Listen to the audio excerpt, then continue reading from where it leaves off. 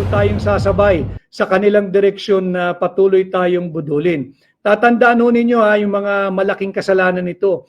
117 billion pera ng PDIC kinuha nila ng Marcos administration.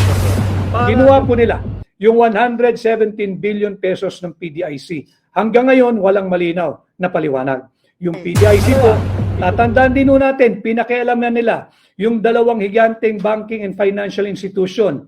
25 billion pesos kinuha nila sa DBP.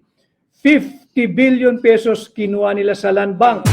At kinuhaan din po nila ng 60 billion pesos ang PhilHealth noong 2024. At hindi lamang po yan. Matapos akusahan na tila naglusot ng maanumalyang bilyong pisong budget sa 2025 GAA reports, House Speaker Martin Romualdez at iba pang miyembro ng House of Representatives kinasuhan na sa Ombudsman. Hindi nga raw natutulog ang karma at ang lahat ng pagkakasala ng tao pagbabayaran ito sa maraming Pilipino. Tuluyan na nang sinampahan ng patong-patong na reklamo ng former House Speaker na si Pantaleon Alvarez at Attorney Ferdinand Topacio sa opisina ng Ombudsman ang liderato ng Kongreso na si Speaker Martin Romualdez, Representative ng Marikina na si Stella Kimbo, Appropriations Committee, ako Bicol Party List Representative Zaldico at House Majority Leader Manuel Jose Dalipe. Sir, anong basis ng filing natin ngayon?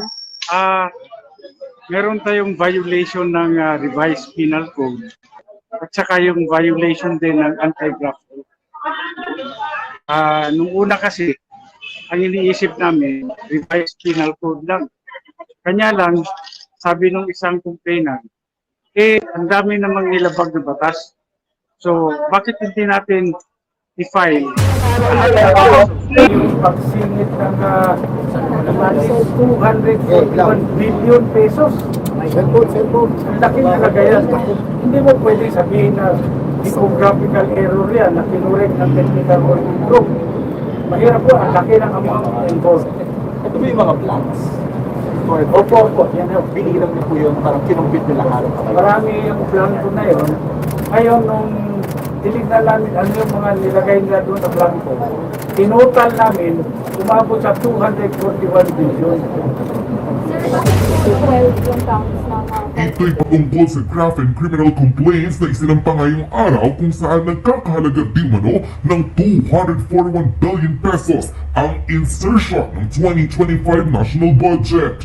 Nanumpa sa harap ng opisina ng Ombudsman sina Attorney Ferdinand Topacio, former House Speaker Pantaleon Alvarez at PDP Laban Senator, actor, politician, Attorney Jimmy Bondo. Kaya po, 12 rounds yan, ay 12 times po nilang pinuan yung mga blanks. Yun po ang in-approve ng BICAM ay 0, nakalagay 0. Dapat po yung pagdating sa Pangulo, 0 din. Hindi pwedeng palitan yung unless may typographical error, maling spelling, maling formatting, or misspelling, yun lang po ang kailangan o wrong grammar. Hindi po pwedeng ilagay yung 0. Gawin mong 90 billion or 80 billion o kahit 1,000 pesos po. Hindi nyo pwedeng gawin yan kahit piso nga. Basta 0. So 12 times po namin nabilang na meron pong gano'ng insertion. Yung singit. Oo. Ibig po sabihin si Speaker Romualdez ay mahilig sa singit. Sir, sino po na yung respondents dito? Sino exactly po? Ito po, siyempre si Speaker Romualdez, because siya po ang head ng House of Representatives, Manuel Jose Dalipe, kasi siya po yung nandun sa AMPRO, etong majority leader, siya yung majority whip. Siya yung nagma-marshal ng mga boto para dito. Si Congresswoman Kimbo, at least sinamin niya na merong insertion sa kasi dating Appropriations Committee Chairman Zaldico. At saka may mga kasama po dyan na hindi pa namin na-identify na palagay namin ay kasama sa technical working group acting under the instructions of the named respondents. So, yung mga staff?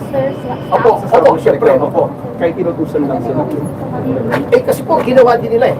So, they have to justify kung kanilang insert under the directions na ito ay lawful na instructions. Kasi kung unlawful yung instructions, eh, liable din po sila.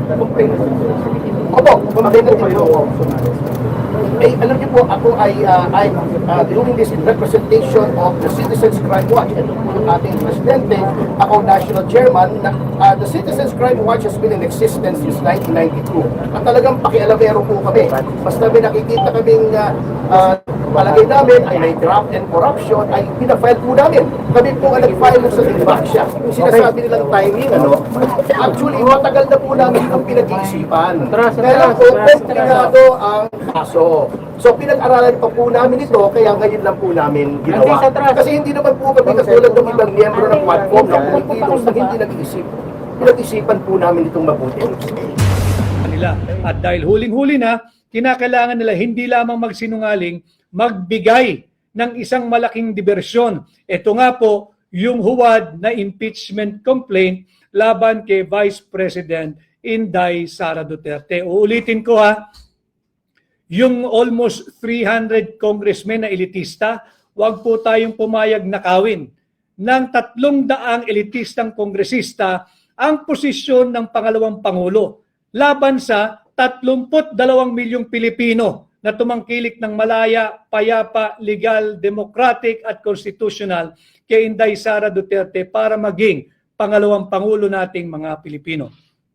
Ang ating pong email address sa lahat po ng gusto mag-volunteer ay connect@attorneyvicrodriguez.com. Ito, pakita ko po sa inyo. Paki-ano nyo na lang ho. Pwedeng screenshot, pwede nyo pong isulat. Dito po kayo maaaring mag-volunteer. Pwede po kayo mag-email dito.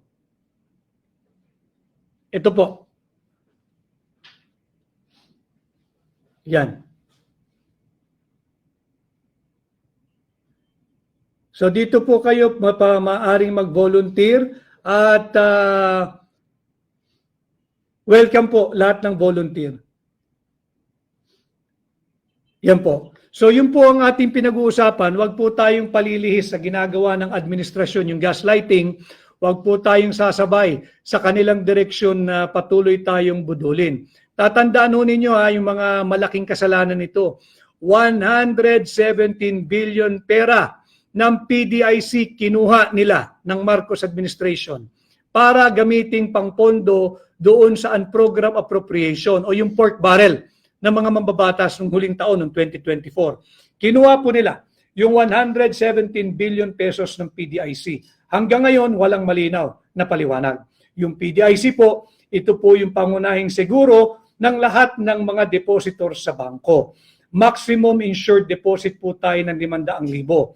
Ginalaw po nila yan. Wag naman, God forbid, as I always say, wag sana magkaroon ng aberya o problema ang ating mga banking and financial institution. Kung hindi, kakapusin po sa pondo ang PDIC. Pangalawa, tatandaan din natin, pinakialaman nila yung dalawang higanteng banking and financial institution. 25 billion pesos kinuha nila sa DBP. 50 billion pesos kinuha nila sa Land Bank. At anong sabi ng International Monetary Fund?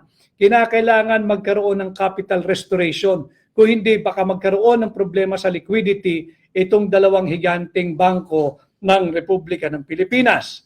Pangatlo, kinuhaan din po nila ng 60 billion pesos ang PhilHealth noong 2024. At hindi lamang po yan, hindi na kontento. Binigyan po ng zero funding ang PhilHealth ngayon 2025. Kaya po isa ito sa ating naging basihan kung bakit tayo naghatid ng kaso sa Korte Suprema at kini-question ang constitutionality, legality, and validity of this 2025 national budget. And of course, marami pa ho silang pagkukulang.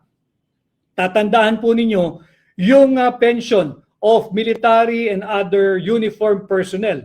For 2025, yung ating military and other uniformed personnel, para ma-refresh ang inyong alaala, binawasan po nila yung pondo para sana sa pensyon ninyo ng military and other uniformed personnel ng 87 billion pesos. Saan po nila linagak ito? Saan pa? Sa kanilang AKAP at sa kanilang AYIX. Saan pa? Sa kanilang flood control programs. yung kanilang unprogrammed appropriation, yung kanilang pork barrel. So dito iko-kompormiso nila lahat. At higit sa lahat, ang pinakamalaki, hindi po nila tinupad ang Article 14, Section 5 ng ating saligang batas na nagsasaad na pangunahin dapat bigyan ng pinakamalaking allocation or appropriation ang sangay ng edukasyon. Hindi po nila ginawa yan. Binuhos nila sa public works. Doon po sila naglagay ng trilyong pisong halaga, higit na malaki sa binigay nila sa education sector. In fact, binawasan po nilang ating education sector ng 31 billion pesos. So lahat po makikita ninyo, bukod sa hindi po sila nagbibigay ng totoong proyekto, gusto po nilang mapanatiling gutom at mangmang ang higit na maraming Pilipino. Huwag po tayong pumayag. Kaya